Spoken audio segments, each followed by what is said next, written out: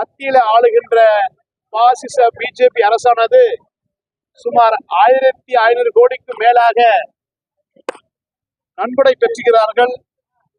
அதை 4 வார காலத்திற்குள் யார் யார் என்னென்ன எவ்வளவு இந்த கட்சிக்கு நன்கொடை வழங்கினார்கள் என்பதை கணக்கு தாக்கல் செய்ய வேண்டும் என்று உச்சநீதிமன்றம் அழுத்தமாக தீர்ப்பு வழங்கியிருக்கிறது.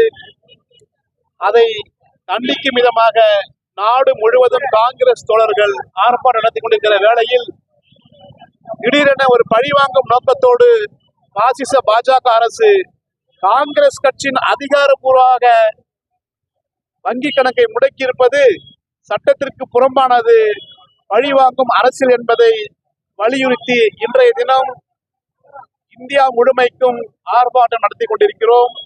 இந்த ஆர்ப்பாட்டமானது அருமை தலைவர் கார்கே அவர்கள் அறிவிப்பின் பேரில் நம்முடைய